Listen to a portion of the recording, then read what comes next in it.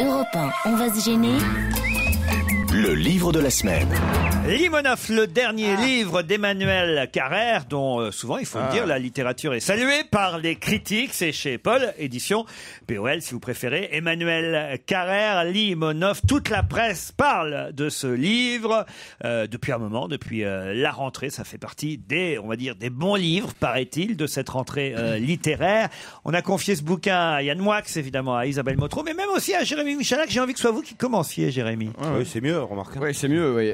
Alors c'est marrant parce que ce bouquin, en fait, c'est le bouquin anti-sexy par excellence. C'est-à-dire que c'est un bouquin tout blanc chez POL, donc t'as pas forcément envie de rentrer dedans tout de suite, avec un nom russe écrit dessus. Tu feuillettes un peu, tu tombes sur plein de noms russes que t'arrives même pas à prononcer. Tu vois que t'as 489 pages. Première page, exergue une citation de Vladimir Poutine.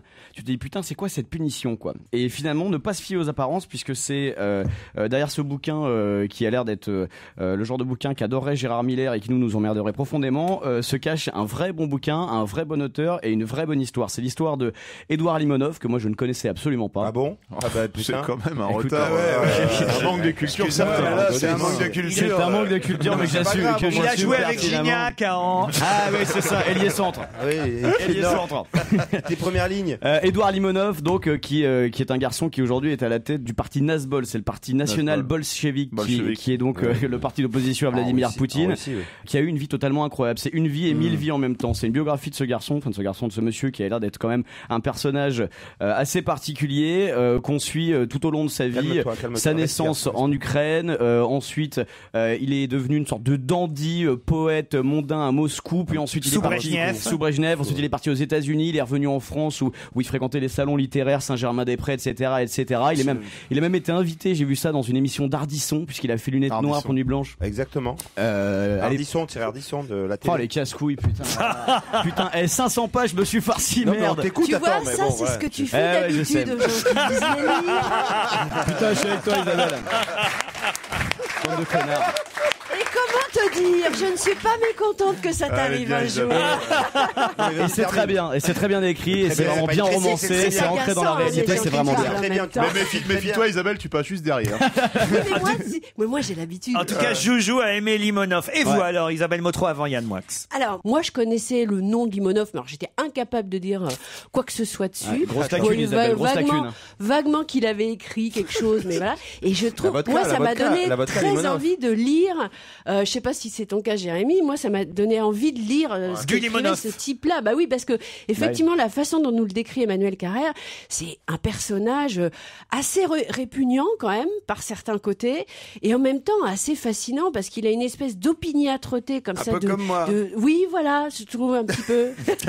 Il avait déjà écrit, Emmanuel Carrère, un roman russe. Ça l'attire beaucoup quand même. Oui, sa mère, Hélène Carrère-Danco, c'est quand même une spécialiste de la Russie. Elle est très souvent. Elle est russe et elle a beaucoup écrit dessus. Il est allé beaucoup en Russie. Bon, c'est bien alors. Moi, j'ai beaucoup aimé. Franchement, je sais pas si le personnage, peut-être Yann va pouvoir nous en dire plus là-dessus. Il est passé chez Ardisson. Vaut autant le coup que ce qu'en dit Emmanuel Carrère. Mais c'est ça la littérature. C'est-à-dire qu'on prend un objet puis on en fait quelque chose de différent. Quoi. Yann Moix. Limonov, c'est un peu un Florian Zeller punk. Ah oui. C'est quelqu'un qui n'est pas très intéressant à la base. Au mieux, c'est un Jean Evernalier russe. Au pire, on peut dire que c'est un Alain Soral russe. C'est vrai que c'est un rouge brun. Un rouge brun, c'est quelqu'un qui est à la fois communiste et fasciste. Il était pigiste à la fois à l'Humanité et au Choc du Mois. C'est pour vous dire. Et alors, il y a un point commun avec Isabelle Motro, c'est que quand il travaillait avec Jean Edernalier à l'Idiot International, il avait dit à ses copains, puisque vous êtes tous contre moi, je reste avec vous. Donc Isabelle, c'est ce qu'elle fait également. Exactement. Merci Yann. C'est une sorte d'anarchiste, toujours d'ailleurs un anarchiste égotique, dont je trouve que la vie est beaucoup plus intéressante dans le roman de Carrère que dans sa vraie vie à lui. Il y a des très beaux passages, parce que ce livre est une sorte d'apothéose et de biographie, mais c'est aussi une enquête, un roman. Et je trouve que le livre est supérieur à son sujet, parce que tout à l'heure vous êtes engueulé sur la célébrité de Limonov. Pour cause, c'est qu'il a toujours été célèbre, comme dit Jean Edernalier, mais il était le seul à le savoir. Oui. Donc c'est quelqu'un qui a une vie de rockstar, mais sans le public. Il a toujours dans sa tête pensé, comme les gens de la télé-réalité, qu'il était extra célèbre, mais il y a 3 personnes qui étaient au courant. Il Il y a des très beaux passages dans ce livre sur la prison, sur l'homosexualité, parce qu'il n'y a pas de dandy et d'anarchisme sans un peu de bisexualité. Et alors, pour le titre dont tu disais tout à l'heure, c'est un titre russe, Limonov, en fait, c'est une référence à un livre qui s'appelait Oblomov, qui était sorti en 1859, un chef-d'œuvre d'un écrivain qui s'appelle Kontcharov. Donc Kontcharov. Oui, c'est ça. C'est un clin d'œil à Kontcharov. Mais parce que tu le prononces Pour aller pas vite, très parce que bien, vous avez c'est quasiment Kontcharov. tout dit. Il y a des très beaux passages. Ça, c'est à Cuba, ça, c'est quand Il y a des beaux passages de femmes. Il y a 3 femmes qui ont marqué sa vie. Anna, qui était obèse et dépressive. Ouais. Elena, une tigresse mannequin paumée. Natacha, une nymphomane alcoolique, chanteuse de cabaret. Il y en a 2 sur 3 qui sont mortes et la 3e est comtesse en Italie maintenant. Pour conclure, Limonov avait sa vie entre les mains. Nous aussi maintenant. Limonov. Pardon, tu vois, lui, il a bossé. C'est vrai que c'est. Tu vois, regarde, heureusement que Laurent, il t'a fait commencer en premier. Tu serais passé tu derrière. vois, moi, je vais pas passer pour un con. Tu vois, moi, je vais pas le lire, moi. D'abord parce que je ne lis jamais. Mais là, celui-là particulièrement, je ne le lirai pas, tu vois. Et pourquoi Bah, écoute, tu sais quoi, on le lira pas ensemble si tu veux. Eh ben, voilà, écoute, on se prend une après-midi et on le lit pas. D'accord, je suis d'accord, Jean-Marie. Ce que vient de dire Jean-Marie est génial. Je ne lis jamais, en particulier pas celui-là. Bah moi vous m'avez donné envie de le lire tous les si, trois c'est vraiment parce que bien. aussi un bouquin ouais. que Michalak, que Moix et Motro aiment, ça ne peut être qu'un bon bouquin. Vous êtes d'accord? Limonov signé Emmanuel Carrère, c'est chez POL édition. On parle cinéma dans un instant. Après l'Europe Stop de Jackie Gallois. Europe 1, on va se gêner. Ciné, Motro. Pampan. Bonjour Monique Pantel. Bonjour. Oh bah ça va pas, dites donc. J'ai perdu les notes que je prends sur les films. On commence par le film de la semaine quand même, The Artist, avec Jean Dujardin, un film de Michel Hazanavicius. Et on ne le dit pas assez parce que c'est vrai qu'on parle beaucoup de Jean Dujardin, à juste raison, mais Bérénice Bejo aussi, qui est quand même extraordinaire, même si elle est la compagne du réalisateur, il n'empêche qu'elle est excellente dans ce film. Vous êtes d'accord avec ça, Monique? Ah, complètement. Ils sont beaux, ils sont doués.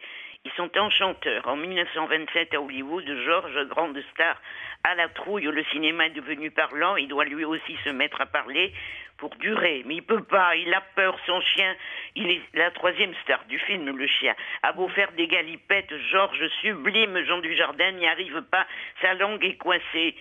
Et Pépi, Béatrice Bijoux, dans une forme éblouissante, est devenue, elle, une star du parlant. Ils sont amoureux, elle est malheureuse pour lui, un grand mélo, un régal. Ne ratez surtout pas la fin du film, un éblouissement. Les 2 acteurs dansent les claquettes. C'est formidable. Non, c'est vraiment magnifique. Moi, je l'ai vu aussi. On se moque parfois du producteur Thomas Langman, parce que, par exemple, il a voulu absolument sortir un 2e Guerre des Boutons, alors qu'il y en avait déjà en route, ce qui n'était pas très malin quand même au final. Mais là, pour le coup, oser produire un film sans parole, en noir et blanc, c'était culotté. Bravo, parce que le résultat est quand même formidable. Oui, en plus, l'histoire, comme disait Monique, c'est un mélo. Hein. On pourrait se dire que ça n'a aucun intérêt. Ça ressemble à Chantons sous la pluie, voilà. Et moi, je pense que c'est vraiment Dujardin et Bérénice Bejo, mais Dujardin surtout, qui emporte l'affaire, quoi, parce qu'il a des trouvailles en permanence. Il a une façon de jouer qui est vraiment marquée entre le moment où il est dans le film et le moment où on le voit chez lui, tout seul, en train de sombrer.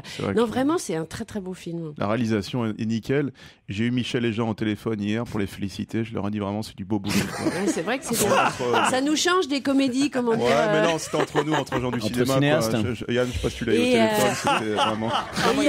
Il y a des trouvailles aussi. Entre spécialistes du noir et blanc.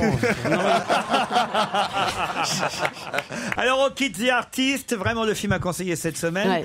Pour Beurre sur la ville, un film de... Oh non, il y en a un autre magnifique aussi. Oh, mais attendez, d'abord Beurre sur la ville, Monique. Oh, mais c'est plus con que con. Ah oui? C'est abominable. Ah oui? C'est un film nul, ah nul, oui. nul. Qu'est-ce qu'ils font, ces gens? Et pourquoi les Beurres, d'habitude, ils ont du talent? Là, c'est du n'importe quoi. On aurait dit que le scénario est écrit par un Serge Bonobo. C'est débile. Et Suzanne Balasco, qu'est-ce qu'elle fait là-dedans? Elle demande 1 euro aux gens qu'elle rencontre dans le film. C'est vraiment con, c'est insupportable. C'est à la Comédie que le jus de chaussette est au marque. Non, je l'avais dit à l'Expresso. J'ai déjà dit cette phrase et là je m'étais trompé. C'est une phrase de moi que je cite quand vraiment quelque chose est très bête. Beurre sur la vie, il faut oublier alors. Bah oui, moi je crois qu'il faut oublier parce qu'à un moment donné, on se dit c'est tellement trop que on va basculer Pourtant, dans quelque chose. il y a un gars qu'on aime bien là-dedans, Boudère, il est plutôt rigolo ce type. Non, mais pas oui, du tout. si, il y a plein de choses. Non mais si. Non, il y a plein de moments où ça pourrait basculer dans quelque chose de potache, mais dans le bon sens, dis quoi. donc, t'étais de bonne Et puis humeur, en fait, bah oui, j'étais de bonne humeur peut-être. Et puis en fait, non. Ça marche. Alors, quand mercredi soir, c'était la 4e sortie, il faut dire qu'il y avait quand même, avant, il y a The Artist. Ce qui marche, The Artist qui cartonne, tant mieux. Ça cartonne. Il y a Le Monstre. Oui, je voudrais en parler. Il y a quand même pas mal de films cette semaine, de blockbusters, quoi, on va dire. Alors, l'autre film dont vous vouliez parler, c'est Un monstre à Paris, un film d'animation avec, effectivement, il faut le rappeler, les voix de Vanessa Paradis, Mathieu Chédid, de François Cluzet, et surtout, je crois, les chansons aussi. C'est absolument délicieux. À la suite d'une manipulation malencontreuse, une puce devient géante et fait peur à tout le monde. C'est filmé dans le Paris sublimé du début du siècle. Et le préfet de police, ou de Paris, enfin, c'est un méchant, un teigneux. Il est joué magnifiquement bien par François Cluzet. Alors il veut s'accaparer cette puce qui est géante, mais qui n'est pas du tout un monstre. Il veut s'en accaparer pour nourrir son pouvoir, vous voyez. Et c'est magnifique, c'est très très beau. C'est en 3D, hein, ça s'appelle Un monstre à Paris. Et c'est réalisé par Bibo Bergeron. Il faut quand même citer le nom des réalisateurs, n'est-ce pas, Fabrice C'est un confrère. Oui, tout à fait. Alors il y a donc les voix de Vanessa Paradis et de Mathieu Chédid. Eh oui, Un monstre à Paris, et ça marche bien aussi, ça. Alors oui, ça marche très bien, puis ça va marcher de mieux en mieux parce que les vacances approchent. The Thing, alors maintenant, un film américain. Alors là, c'est une pâle copie du film de John Carpenter. Un vaisseau spatial extraterrestre s'échoue sous la glace du Grand Nord. À l'intérieur, il y a un alien tout congelé. Il se décongèle. Décongèle. Comme on dit chez Findas. Chérie, tu peux décongeler laissez-moi parler, bordel. Il se décongèle et transforme les humains en aliens, qui à leur tour transforment d'autres humains en aliens. Vous connaissez le principe. Oui. Voilà. Ça fait peur. Non, mais moi je trouve que t'es un peu sévère parce qu'il y a des effets spéciaux qui sont vraiment très beaux, très réussis. Et bon, bah c'est un film de genre, mais moi je le trouve pas du tout raté dans le genre. Pourquoi pas The Thing alors? Est-ce que tu as vu Oxygène? Non. C'est bien ça? Alors Oxygène, c'est un film belge, flamand même, et c'est sur. Alors l'histoire, je vais vous dire ça, vous allez tomber à la renverse. C'est l'histoire de gens qui ont la mucoviscidose. Oula. Ah youpi. Et en fait, curieusement, c'est très très réussi parce que les deux mecs, les deux héros, disons, qui ont cette maladie terrible, mais qui les fait pas mourir tout de suite. Donc on a le temps de voir bien leur vie. Sont des gens extraordinaires. À la fois, c'est un côté documentaire parce qu'on voit ce que c'est que cette vie qui est quand même très particulière. Ils sont tout le temps obligés de repasser par l'hôpital, etc. Et du coup, dresse une espèce de réseau à l'hosto lui-même. Et puis, il y a une vie parallèle parce que, bon, bah, c'est des gens pas tout à fait fréquentables.